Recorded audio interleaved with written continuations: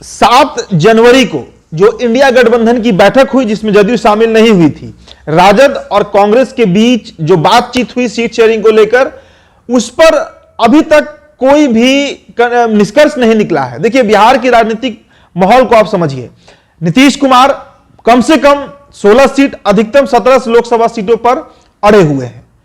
बचा हुआ जो 23 और 24 लोकसभा सीट है, उस पर कांग्रेस राजद को कॉम्प्रोमाइज करना है। लेकिन लालू प्रसाद यादव जो है वो कांग्रेस को वाम से अधिक महत्व नहीं देना चाह रहे हैं। देखिए, राहुल गांधी के साथ मटन चावल खाना और बिहार में सीट शेयरिंग करना दो अलग अलग मुद्दा है। बिहार में कांग्रेस की क्या स्थिति है, ये 2020 के विधानसभा चुनाव में देखा जा चुका है। 70 सीटें कांग्रेस को दी गई थी, 70 सीटें, महज 19 पर उनके प्रत्याशी जीते, वो भी तेजस्वी यादव के समर्थन से। तो बिहार में क्या जनाधार है कांग्रेस का, यह लालू यादव को अच्छे से पता है। अब मसला यह है कि जो 24 सीटें लालू यादव के खाते में है, लालू यादव चाहते हैं कि उसमें कम से कम 16 सीटों पर उनकी पार्टी राष्ट्रीय जनता दल चुनाव लड़े। बचा हुआ जो 8 सीट है, उसमें 4-4 सीट कांग्रेस और वाम को देना चाह रही है। लेकिन कांग्रेस के स्टैंड को आप समझिए, कांग्रेस कम से कम 10 सीट चाह रही है। किशनगंज तो चाहिए ही, इसके साथ कटिहार, पूर्णिया, बेतिया, नवादा, औरंगाबाद जैसी कई सीटें, सासाराम, समस्तीपुर जैसी कई सीटें हैं जहां से वो अपने प्रत्याशी को उतारना चाह रही है। लेकिन क्या लालू प्रसाद यादव उन्हें तवज्जो देंगे? आप समझिए कि 24 सीट में ही आरजेडी को अपने लिए भी सीट रखना है। कांग्रेस, सीपीआई, सीपीआईएम और सीपीआईएमएल को भी सीटों को आरजेडी को संतुष्ट करना है। सीपीआई और सीपीएम ने अपने सीटों की संख्या तो नहीं बताई है, लेकिन सीपीआईएमएल जो है वो 5 सीटों की मांग पर अड़ी हुई है। 5 सीटों की मांग है उनकी, जी हां। तो 5 सीट की मांग वाम की है, 10 सीटों का मांग कांग्रेस का है।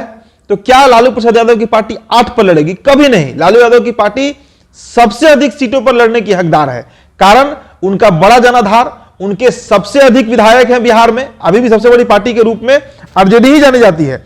तो कांग्रेस के सूत्र के मुताबिक उसने सीट मांगने का आधार यह बताया कि 2014 में पार्टी ने 11 सीटों पर चुनाव लड़ा था। साल 2019 में भी कांग्रेस ने अपने 9 उम्मीदवार मैदान में उतारे थे, जिसमें किशनगंज की एक सीट उसकी झोली में आई थी।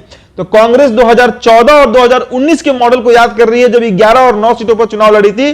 तो उस गुणागणित के हिसाब से कांग्रेस को 10 सीटें मिलनी चाहिए। लेकिन लालू यादव इस पर तैयार नहीं है। लालू यादव का कहना है कि कांग्रेस का बड़ा जनाधार बिहार में नहीं है, बेहद छोटा जनाधार है। जितना वाम दलों का जनाधार है बिहार में, उतना ही कांग्रेस का है। इसलिए उन दोनों को 8 सीटों में निपटाना है, यह टारगेट लालू यादव ने ले लिया है। अगर लालू यादव को 24 सीटें मिलती हैं तो 8 सीटों पर उनको निपटाया जाएगा, और अगर उन्हें 23 सीटें मिलती हैं तो फिर 7 सीट पर ही उनको कॉम्प्रोमाइज करना होगा, यानी वाम को और कांग्रेस को। क्योंकि कम से कम 16 सीट जितना पे जदयू लड़ेगा, उतनी सीटों पर आरजेडी भी अपने प्रत्याशियों को उतारना चाहेगी।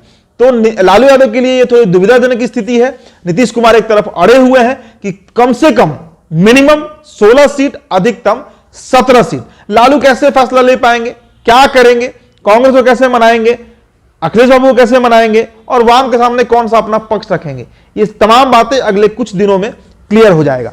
तो फिलहाल इस रिपोर्ट में इतना ही। मेरा नाम उदित प्यारन है, बहुत बहुत शुक्रिया।